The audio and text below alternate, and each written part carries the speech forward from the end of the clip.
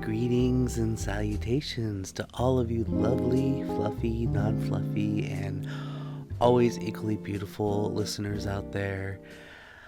I am going to start this off by saying I am kind of upset right now because I feel so bad. I literally, like 10 seconds before I hit record, I'm sitting in my chair here, right, like I normally would, and I have my keyboard, which is a wireless keyboard that I use when I'm not sitting at my desk. And I picked it up because I was changing position, and I went to move it, and I accidentally bopped Archie in the nose with it. And oh, I feel so bad. He ran off. He was upset, rightly so. I'm like, oh, you poor thing. I'm so sorry. But yeah, I don't know where he went, but I feel terrible. Oh, I mean, it wasn't hard. It was just it was like the corner of it got his nose, just like a nice little bump right on the nose. But yeah, he ran off like, no, that hurt. And I'm like, oh, you poor thing. I'm so sorry. As he comes around, I will give you updates because he'll be back. He's just gotta he's gotta recoup for a second, because as George Carlin said, cats don't often show their their domestic injuries, which I think is brilliant. He said, if you see your cat, run through the house and crash into the screen door, then they will walk away casually, like that's what they meant to do. Like, I meant that. That's exactly how I wanted that to look. And then they got to go hide behind the couch and recover from a domestic accident. Oh. So that's what he's doing right now. I feel terrible. I was a total accident. I'm so sorry, Archie. If you can hear me, he's over near the kitchen right now, so he's probably, taking a breath, getting some water. I'll give him a hug when I see him and apologize profusely, but I think he just needs a little space at the moment. But anyway, that's a great start off to the podcast here. But this one in particular is going to be kind of an up and down episode because I have a lot to talk about. But first thing, I'll just get it out of the way. I have been a little sick this week. Some of you pointed out on the stream on Tuesday that I sounded like death, and I did. Just a little cough, some congestion, some headaches here and there, but it's not COVID. I did take a test. It's not COVID, thankfully. So I'm clear, but yeah, it happened after this past weekend, which I'll talk about. I went to Kalahari for Colossalcon, which was a lot of fun. I was only there for 2 days, so Friday and Saturday. I had some family stuff on Sunday, but by Monday I felt like death. Like I was like, ugh, man, I don't know what happened over the weekend, but I think I caught something over the weekend at the con. So, and I have a theory as to what it was, but yeah, we'll get into that in a second. But I think a couple things that I really need to get off my chest. First of all, I'm doing a lot better. So thank you all for your kind words and consideration, the messages you've been sending and stuff. It's been really sweet to hear your reactions, and everything that you said has been really kind and has helped me recover a lot quicker. So I feel a little better every day. Today's the best day so far. I feel great. I'm still coughing, but I'm not as, respirous, if that's a word I can use, as I was a couple days ago. Because a couple days ago, I was holding Kleenex to my nose, and at the risk of not sounding too graphic, it was not good. And like every 5 minutes or so, I had to basically, I had to absorb the discharge. So that's all I'll say about it. But yeah, doing a lot better. No more runny nose. Coughing is slowly, dying down, and I'm still getting headaches, but I think that's just from the remaining congestion that I got. So also still can't, I'm still not fully, I'm still a little clogged, so not fully tasting food yet, which thanks congestion, love that. But yeah, Um, I'm just glad it wasn't COVID because I had COVID and it sucked and lost my taste and smell, had hot flash fevers like every hour and lasted about a week, those symptoms. And I would not wish that on anybody. It was not fun. So I'm glad that it was not that, not going back there. But anyway, so one big subject that we need to talk about. Okay, and this has been, at the risk of sounding like an absolute broken record at this point, some have asked me what I think about this current policy, I guess policy rule, whatever it is, for Anthrocon. Okay, now to those of you who may not be aware, Anthrocon is literally a month from now. So shout out, I'm excited, I'm ready for it. Here we go. I'm so excited for Anthrocon, and it's my favorite con of all time. I will not miss it for anything, probably for the rest of my life. It's not easy to say that there's one con that I would never miss for the rest of my life, but if I had to pick one, it would be Anthrocon. It is my favorite con, and I will probably go there until the day that I can no longer do that. So I don't care if I don't have time off. I don't care if I, well, I mean, with the exception of a death in the family or something, like obviously, but it's a furry convention, right? At the end of the day, you got to do what's important, right? But if I can go by any means, then I'm going to do it. But we need to talk about something that got retweeted by Anthrocon a couple days ago. They updated their rules for the Fursuit parade. Now, first of all, Anthrocon is the current second biggest convention in the world, right behind FWA, Furry Week in Atlanta. FWA surpassed them in attendance by a couple hundred this past year, which is pretty impressive. But it still stands as the one of the biggest cons in the world, the second biggest right now. But they're looking at the numbers being even bigger this year, so it's still going to stand as number one after the summer. So why Anthrocon is still doing a fursuit parade is beyond me. My understanding is that it's tradition. It always has been tradition with that con, as long as Uncle Kage has been chairman, which is cool and all. Great. If you can pull it off, if you can manage a fursuit parade with literally thousands of suitors, you should do it. But as long as it is managed well. However, there was a bit of an addendum or an add-on or some sort of a modification to the rules of the parade. And I'm going to just read this real quick verbatim. Hopefully I don't get my phone too close so you don't hear any buzzing, but here we go. So this is an excerpt from Anthrocon's parade rules and their policy. And it says this. All participants must have a costume that is anthropomorphic in nature, so in other words, furry. The parade is not for general cosplay, i.e. the addition of ears and existing costume armor does not qualify for participation in the parade. So first of all, right there, I don't care if there's cosplays in the fursuit parade. I really don't. I don't care that, someone has maybe a Nico suit or, like ears and a tail like you would see, anime characters wearing or something like that. And general cosplay, really cool. I encourage cosplay. I've cosplayed a lot in my life, and I love it. I love doing that. Well, I love, I prefer fursuiting, but I also cosplay. Like, I enjoy that very much. So, I personally don't care that there are cosplayers in a fursuit parade. You came in, you are participating, so be you and wear what you like. You are as well to participate in this parade as anybody else. And yeah, I understand it's called a fursuit parade, which implies fursuiters parading, right?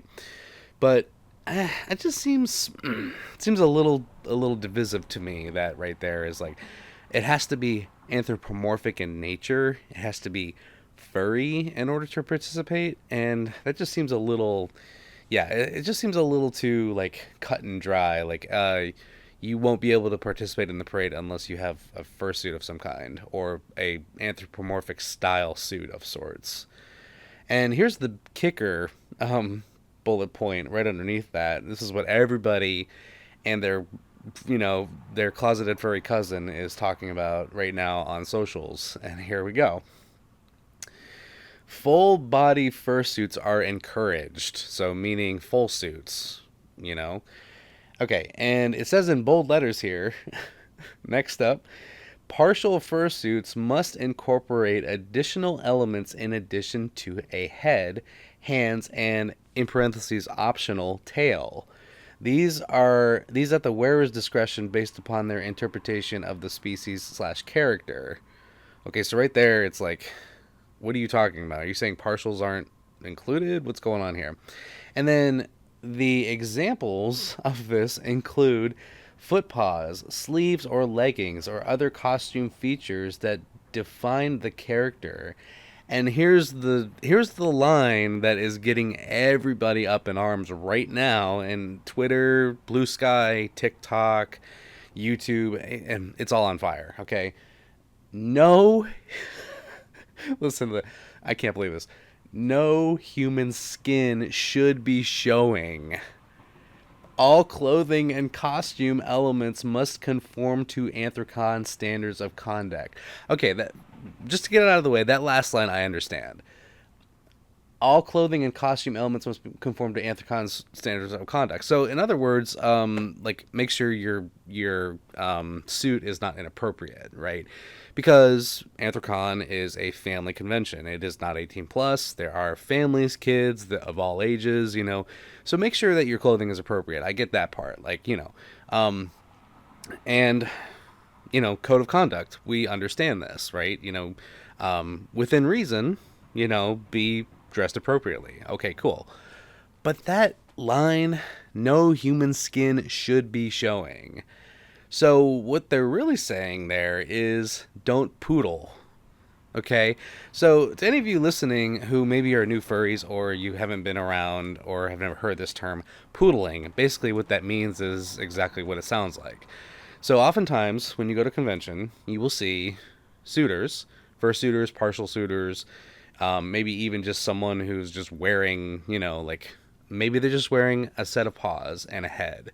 Maybe a head, a set of paws, a tail, and feet paws, and they're wearing a short sleeve shirt, tank top, shorts, and you see their arms and their legs. Or maybe you see, you know, maybe they're wearing a crop top and you see, like, you know, their exposed stomach. Maybe they wear tights or nylons or like fishnets or something like that. You know what I mean?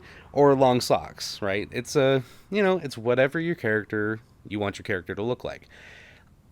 On the flip side of that, or I should say, on the same wavelength of that, there are people who have suit parts, maybe just paws, maybe just a tail, maybe just feet paws, maybe they only have a head because they have this one part that they want to wear, but they can't wear everything else because either they can't afford it or they just don't have the rest of the parts yet, or maybe their maker that they commissioned or they bought the suit from is like, you know, they're getting it in parts or like, you know, being fed like the parts individually. Like, okay, this month you'll get the hands, this month you'll get the feet paws, this month you'll get the tail, whatever. And a lot of times people cannot afford a full suit. Okay, speaking from experience, okay, the head is the probably most expensive and most vital part of the suit. Okay, understandable. But if you're talking about a full suit, the bodysuit is the second most expensive. Okay, so not as expensive as the head, but the bodysuit is indeed the second most expensive part. I'm not going to say it's the second most vital because maybe you don't want a full suit. Maybe you just want a partial, and that's totally fine, totally valid. You can partial if you want to. But that rule, no human skin should be showing, that's madness. In all honesty, and this is my 2 cents, I don't think that's fair. I really don't, because not only do you have people who probably can't afford a full suit or the rest of the suit or whatever, but you also have to consider the fact, couple things. One, maybe the person or people who are wearing the partial have disabilities. Maybe they have skin issues. Maybe they are sensitive to certain materials. Maybe they overheat easily. Maybe they have, some sort of a condition to where, if there is an emergency, they have to get out of the suit very quickly. Not to mention Anthrocon. And now, just bear with me. If any staff members are listening, I'm going to get to your point in a second, okay? We're going to play devil's advocate for in a little bit, but Anthrocon is held during 4th of July weekend in the USA in Pittsburgh. If any of you don't know, it gets hot during that time. It is literally in summertime in a major city. So you have heat, humidity, you have lots of sunshine because it's right there on the waterfront of the 6 rivers, and it also has the tendency to have, different weather changes and patterns, right? Yeah. So you're going to have people who are probably too hot to participate. And again, speaking from experience, I have done this fursuit parade more than twice, more than 3 times. And it gets hot. Okay, I've stood in that line for hours waiting to do the parade. It gets hot. Okay, so you also have to consider that, people get warm. I mean, I don't want to bring this up, but I'm going to have to. Last year, during the parade, or I should say before the parade, people were passing out from heat stroke. It was happening. They had to get them out of their suit real quick, get them water, and get them cooled down. People were passing out from heat stroke. And I kid you not, because I saw them coming out of the bathrooms and being ushered out of the main area of the parade so that they could get treatment for heat stroke. I saw a poor individual, I believe he was part of the band, the marching band at the time, and he had to be basically stripped out of his suit, fed water, and he was being held arm in arm by 2 staff members to get him out of there. Yeah, dude was heat stroked. In fact, I think there were 2 or 3 band members that had heat stroke, and they had to be escorted out because they were, in danger of overheating.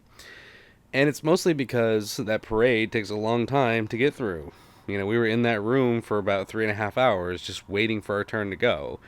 And yeah, so again, you have literally thousands of suitors to get through, right? You have thousands of suitors to walk through the room and out the door and through the convention center down to the street and into the main area of the con space, and then out to the foyer and the street that is blocked off. So it takes a while to get through everybody, It takes a few hours. And we all know this. Those of us who have been to Anthrocon before, we know this for a fact. It takes a while to get through that parade. So that's where partial suiting wouldn't be such a bad idea. It really wouldn't, because it gets hot and you're waiting a long time. You can only drink so much water. And by the way, this is another point. You can only drink so much water before you have to go, if you know what I'm saying. And you have to go. And sometimes when you have a partial suit, it's easier to use the facilities when you don't have a full suit. Again, speaking from experience, it's not easy to go when you're in a full suit. So, again, and this is not me saying that you should get a full suit and it's going to solve your problems. No. Sometimes you got to hold it. It's not good to hold it. Do as I say, not as I do. I've held my number ones for longer than I care to admit, okay? I will be the first to say that is not smart, okay? Do not hold. If you have to go, go. But, do not hold it in. It's not good for you, okay? So that being said, I think that these blatant statements that this con is making about the fursuit parade is, in fact, divisive. And it's very... I don't even want to, I struggle to use the word toxic. It's not... I don't think it's toxic, okay? It may seem like it's getting to that point of just, toxicity, but it's not really that. It's just more so... It seems so inconsiderate. It seems very... exclusive, right? I just don't like that. I don't like the exclusivity of, taking these rules and just putting it out there that you basically have to be a full suitor. Even though they don't say that like outright in the rules here, it's essentially what they're saying is like you got to be a full suitor to be in the parade. No, no, you don't. Okay, no human skin should be showing. What there is. Okay, there's nothing wrong with poodling. I don't have a problem with poodling. If that's how you want to look and that's how you want to portray your character, go for it. If you have maybe a health condition, or maybe you have a health, I should say, like a health um, concern, that does not allow you to full suit, then you should be allowed to partial if you want to participate in the parade. And, not to mention the whole heat thing we just talked about. It gets hot. And it just seems so. I'm honestly disappointed. I am that this has to be like a condition. And okay, I do want to focus on the wording real quick. So the rule itself says, in the second bullet point that we talked about, it says no human skin should be showing. So it sounds to me like what they're saying is they're not saying that it's unacceptable. Okay, that's not the word that they use. They say it should not be showing. Human skin should not be showing. So that doesn't mean that you are going to show up in a partial, and if you have skin showing, they're going to turn you away. I don't think that's going to happen. And if it does happen, then we have a whole another set of problems. Like, if you're being turned away for literally poodling, showing your skin of any kind, and that right there is just complete bogus. Like, I wouldn't even participate in the parade at that point. Just like, no, don't even go there. Like, that is not okay to turn somebody away for poodling, right? So the wording is no human skin should be showing. So, which implies that if you have skin showing, we're not going to turn you away, but we're highly, highly encouraging you not to poodle, right? It still sucks, however you slice it, okay? All right, now, we've heard my gripes, and we've heard what I've had to say. Now let's look at Anthrocon's side of things, okay? Why they made these rules, these very divisive rules, and these very cut and dry, and yeah, why they made them like this, I don't know. Why they worded them like this, I don't know. I don't work on their team. I know some staff members, but I don't think I can really ask them, like, because the ones that I know, I'm pretty sure that they had nothing to do with it, right? From Anthrocon's perspective, my understanding, and really the only thing that I can think of is purely the numbers, okay? Now, I just mentioned that last year people were passing out of heat stroke. People were, having trouble getting out of the room. They had a long wait, and et cetera, et cetera. They had a lot of issues last year with the parade, and that is apparent. I saw it with my own eyes, the issues that were coming to fruition at the parade while I was there. And not only the long wait, but, people having heat stroke and water breaks, like having to refill water over and over because people kept going for water, and those staff members having to stand in the same place for hours on end trying to usher suitors out safely and, through the convention space into the street safely and, considerably, right? So requires a lot of patience and time. I understand that. I also understand that, the large numbers of suitors, right, that it takes, because when you're a suitor, you basically have to rely on your surroundings for a lot of things, and that includes the people in your surroundings. You rely on other people to kind of, in a sense, when you're full suiting, a lot of people around you essentially become like these how do I want to say, like a subpar, but no, it's not subpar. It's these kind of like unspoken handlers, right? So I've had people many times while I'm full suiting at convention or otherwise, be like, "Hey, watch out! There's a step. Hey, there's something in front of you. Hey, someone's in front of you, or heaven forbid, there's a small child below you that you cannot see. Please don't trip over them, right?" Or, hey, that surface is slippery, it's raining outside. I've had many people over the years throughout my time at conventions and other places be these semi kind of fill in handlers, like just, in little moments here and there. So you rely on a lot of outside sources and people, even if you don't do it voluntarily. You don't voluntarily, like, oh my gosh, I hope people can save my life today. No, not like that. It's just that people will chime in and help you out as a full suitor, right? So that being said, full suitors tend to need a good amount of attention, especially when you're going through a long distance, waiting a long time, and dealing with the general public. Because the block party happens right after the Fursuit parade at Anthrocon, so you get the families, you get people at Pittsburgh, you get strangers, you get police, whatever the case is, right? So you have to give some grace and some trust to those around you to kind of help keep you safe, right, while you're at a venue like this. So that being said, full suitors tend to need some help, right? So it can't be just staff alone. Like people, other furries and volunteers and stuff are going to help out suitors. So on that front, I can understand why Anthrocon is kind of, in a weird way, trying to cut down attendance on the parade, right? Because last year, the year before that, and the year before that, everybody in their closeted furry cousin came and participated in the Fursuit parade. As a matter of fact, I think last year they said it was somewhere around, oh gosh, I can't even remember. It was like 6,000 suitors. Don't quote me on that. I have no idea how many suitors, but it was definitely in the four figures. It was in the thousands of suitors were in that room and were ushered out for the parade. So that I can understand. In a weird, nonchalant, kind of subtle way, Anthrocon is attempting to cut down on the amount of participants in the parade for safety reasons and for, basically for time and for, waiting periods and that. But here, that's my devil's advocacy. That I can understand why Anthrocon would make such a rule or such a couple rules. I get that. But why can't they just come out and say that?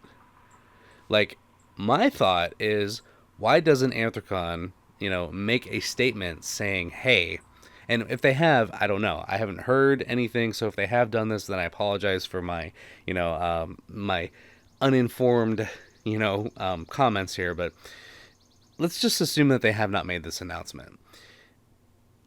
Anthrocon, speaking directly to you, if you have safety concerns for the Fursuit parade, if the numbers are too large, if it takes too much time, if there's just a lot of effort that has been put into it or needs to be put into it to make sure everybody gets out safely and has a good time, then say that. Come out with a statement and say, due to safety concerns, large numbers, the attention and detail and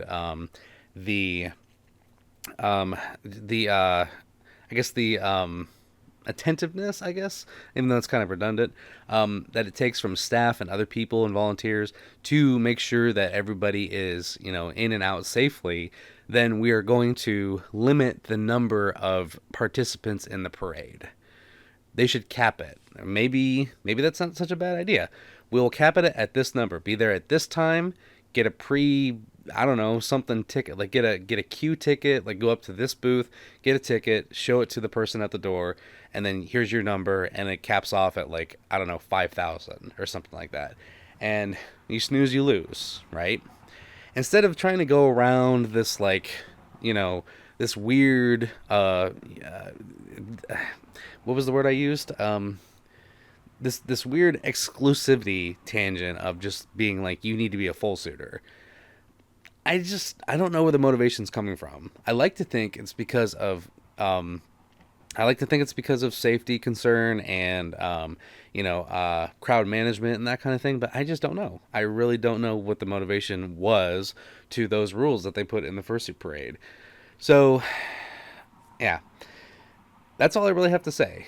Honestly, I don't like the rules. I don't like what they've said. I don't like the way that they worded them. I think it's very divisive, and I think it's actually kind of harmful to people who looked desperately forward to participate in this parade that is actually quite famous, if we're being honest, among furry conventions, because it's the biggest, right? It's one of the biggest, if not the biggest. And yet, here we go. We're gonna be exclusive. We're gonna cut you off because you don't have a full suit. And it's like, no, come on, let these people have fun. Let them in. So, I don't get it. So that's all I really have to say about it.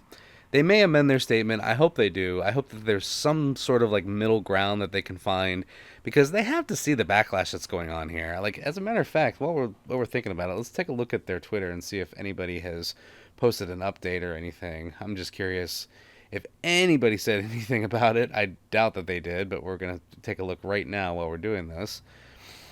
Oh man. Okay. Twitter being slow. Pardon me 1 second. Oh, whoops. Pardon me. Oh, by the way, fun fact. FWA, Furry Week in Atlanta, beat Anthrocon by about 150 people this year. So that's actually impressive. Okay. Okay, so here's what it says. A day ago is when Anthrocon posted this update to their parade rules, and here's what they said. Too long didn't read, or TLDR.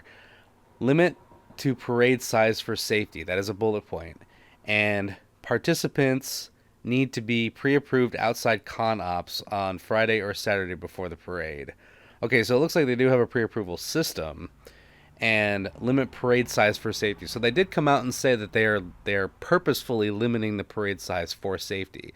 But I don't know. It's just, again, the way that they worded it, I'm not too impressed. I don't like how they, use those examples as like, this is what it has to be or what it should be. And it's like, okay, well, no, just come out and be honest. Just say, like, limit the parade size. This is what we need to do. So if you don't want to participate, then here's what you have to, if you want to participate, here's what you have to do. Like, get a pre-approved thing. It doesn't matter. And personally, what I think is you should, like, they should continue with that thought and say, get pre-approval, right? Like, get a spot, right? Get your ticket or whatever, like a queue, right? And again, that wording, even that pre-approval, I don't know how I feel about that either. Like, pre-approval, I don't know what that's supposed to mean, but I would word that as pre-check-in or even like pre-registration, if you want to be, continue with the con theme here of, get like a queue spot, or get a I don't know, just some sort of a spot in advance thing. Get a ticket. If you want to participate in the parade, go here, and then after this number, then we cap it off. So, and it should not matter whether you're poodling or not, right? It should not matter if you just have a head or tail or paws or cosplay, scratch all that, just stick with the the pre-registration idea of pre-register for the parade, and then once the number's out, it's out. That's it. Just leave it at that. Don't throw in all this cosplay, non-cosplay, partial suit poodling stuff. Just leave all that out and just, go with your statement. The parade is too big, and we need to limit numbers. Okay, understandable, but don't be divisive. That's all I have to say. Anthrocon, if you're listening, if anybody from Anthrocon is listening, I apologize for any of my ignorance here today, but that's just my 2 cents. Okay, I'm just a kitty fox on the internet. I don't have like a whole lot of experience with even staffing a con, let alone running it, But yeah, that's what I would say to that. So I'm hoping, again, they have to see the backlash that's going on social media right now. So I'm hoping that there's some sort of an agreement or a middle ground, or some, like, I don't know, some modification. Please let there be some modification. But anyway, so that's all I really have to say about that. And we'll move on from there. But until then, until a month from now, we'll see what happens. I am excited to see. But also, I just have to say one more thing. Furry Twitter, Furry Blue Sky, YouTube, TikTok, all those places that you find fursuiters and furries. Guys, let's take a deep breath. Let's come back. Let's realize. Let's try to understand Anthrocon's side of things, okay? The main point that they're making here is for safety in numbers and safety in time. Okay, that we can understand. I think we can all agree that the fursuit parades in the past few years have been very big and very chaotic and hard to manage. So on that front, we can come to an agreement and understand that is hard to do. Okay? But we cannot agree. I'm with you. We cannot agree on these rules that they put in place about cosplays, poodling, and full suiting. I just can't stand by that. But the numbers thing, I can understand.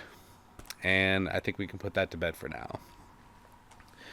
So speaking of cons, I did go to Colossalcon over the weekend, like I said. It was a lot of fun.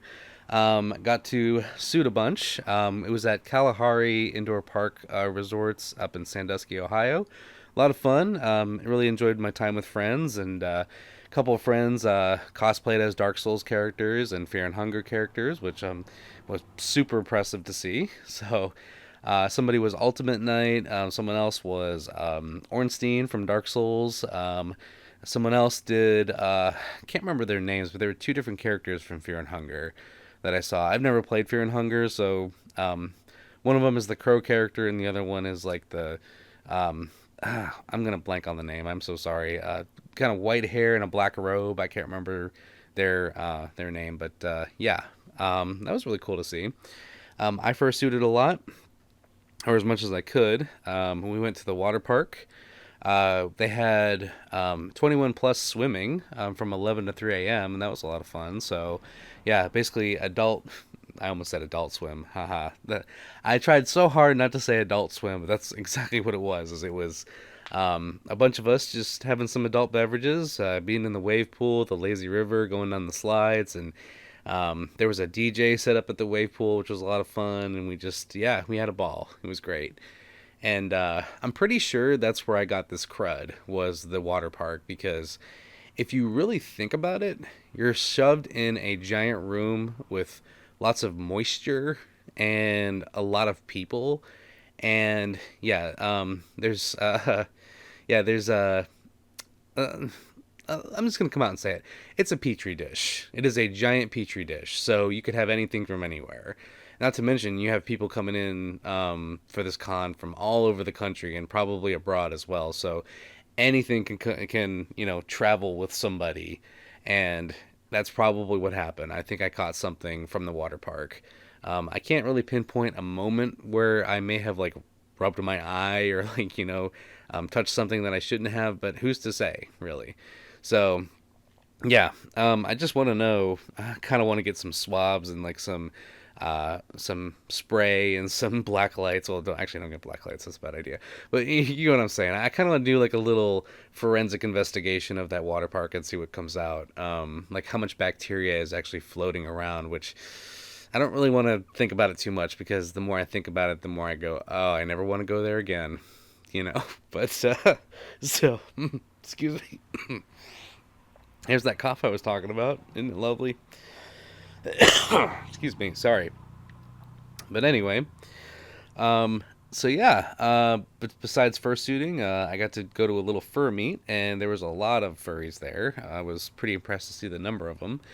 And yeah, I'm really impressed to see how many furries were actually there at the convention. And to those of you who don't know, Colossalcon is an anime convention, or like an anime adjacent convention. But yeah, lots of cool cosplays. I saw someone dressed as Nathan Drake from Uncharted. That was awesome. I saw Barf and Lord Helmet from Spaceballs. I saw lots of Hazbin Hotel and Hell of a Boss characters, which is all the rage right now, of course. And yeah, some old school characters too. I saw some King of the Hill characters. I saw some.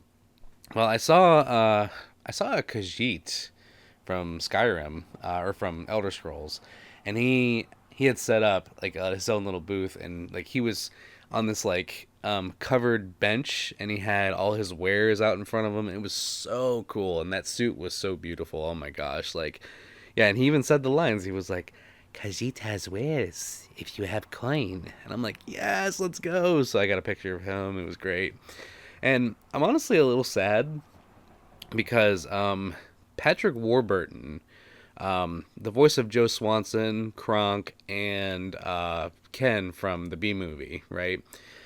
Pardon me. Was supposed to be there this year. He was supposed to be there originally last year, but unfortunately he had gotten COVID last year. And he posted on his Instagram story, he was like, "Hello everybody, this is Patrick Warburton. I'm sorry." Actually, I got to do his voice. Hold on one second. "Hello everybody, this is Patrick Warburton. I'm so sorry I couldn't be there this year. I got COVID. Yeah, I got COVID. Yeah, so I promise I'll be there next year." And he wasn't there this year. Next year being this year, and he wasn't there. And he said, "I promise I'll be there." And dude, I had my Emperor's New Groove DVD and my Kronk's New Groove DVD for him to sign, and he did not show up. I am so upset. Like, I was all ready to get this man's autographs, and it didn't happen. I'm like, oh, that sucks, you know? And I even told one of my coworkers, I was like, "I have 2 DVDs. I'm going to get you a signature." And he's like, "All right, bet." And he never showed up. So I had to tell my coworker, "I'm sorry, I didn't get him." And he's like, "That's okay." So, soon, maybe one day at either Colossalcon or at Fan Expo or something, I'll see him there. And I'm going to look him dead in the eyes and I'm going to go, "Where were you at Colossalcon?" "Oh, that's right, you weren't there." Man. I understand he's a busy guy.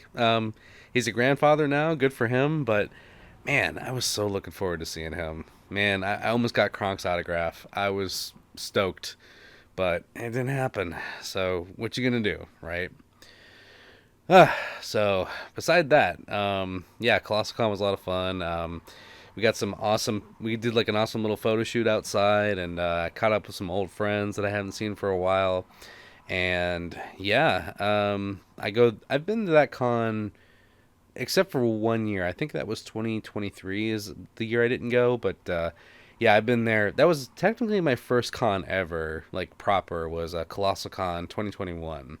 That was the first time I had ever fursuited at a convention, was Colossalcon, and I went, and I was so nervous back in 2021. As a matter of fact, I will link the original Colossalcon video down in the description if you want to take a look at it. It was my first ever con video. I still miss it, like it was yesterday. It feels like, and we all had a great time. So yeah, that's gonna be down in the description if you want to take a look. But yeah, that was my first proper con, and I've been going pretty much ever since. Not counting one year, because I think that year another furry con was happening at the same time. Oh, that's right. It was I think I think it might have been Anthrocon actually. No, no. It was, sorry. It was Anthro Ohio, I believe. Was going on at the same time as Colossalcon one year, so I had to choose one or the other. So I chose Anthro Ohio. But anyway, so yeah, I'm really happy that I went this year, and shout out to Kelly for letting me stay in their room. There were literally 10 of us in a suite, and we made it work. So I have to say, my air mattress was very comfortable. So. And yeah, so thank you all for making it such a sweet time. I'm glad I got to meet some of you. I was surprised that I got to meet a couple of you actually at Colossal, and you guys surprised me even at Colossalcon. So thank you for making my time even better there, and I really appreciate you showing up and being there and yeah, making your presence known. I appreciate the pictures and everyone I met and all the people that. I got to meet, and also I got to be in a music video, which was even better. So, yeah, hopefully that'll be popping up here soon. But yeah, other than that, just been kind of laying low, trying to stay safe and get my sickness done, and keep healthy, because I have to be healthy for Anthrocon coming up. I got some lovely individuals who are coming over from across the pond, so it'll be their first furry convention, and I'll be hosting them for a few weeks, so I'm excited to see them, and yeah, we get to go to Anthrocon together, so I'm really excited, and yeah, not much else for the month of June, just kind of laying low and chilling before another big con, and off we go, so we'll see what happens, but I think that's going to be the podcast, everybody. I do appreciate you listening this far, if you've made it this far. Thank you all once again for your support and love and everything that you've shown me, and continue to show over this time. And I'm really happy. Once again, I'm going to say the fact that I get to do this and that I don't have to do it is just a gift and a half, and I can never repay it. And like every day, it's the joy of my life being able to do this. And you all are such lovely supporters, and I love every single one of you. And I would not be here without you. I would not be the person I am today, and I definitely would not be half as much as I am without you. So you all certainly make it what it is, and you make me the type of person that I strive to be better every day. So I do appreciate you all for that. And on that note, I just want to remind you, remember the Latin phrase, sic parvis magna, greatness from small beginnings. No matter where you started or where you're going, remember that there is greatness in every step, whether that's made by you or whether you find it along the way, there is greatness to be had. Don't forget the people who brought you up and those who continue to stand by you today. And always remember, the world needs you just as you are. So be you and be yourself. Don't let anyone ever tell you who you can and can't be or what you can and can't do. That is for you to decide. And you are limitless. You do not have a stopping point. And no one should ever tell you what you should wear. Okay? So just remember that. Also, happy Pride to all of you. Happy Pride Month to everybody. I do appreciate you once again. And just remember, there's never been anyone like you in the past. There's no one like you now. And there will be never anyone like you in the future. So live each day as if it were your last. Remember memento mori. And until next time, this is Samson Kitty Fox. Thank you for listening, and I will catch you in the next episode. And bye-bye. Bye-bye. Love you. Meow meow.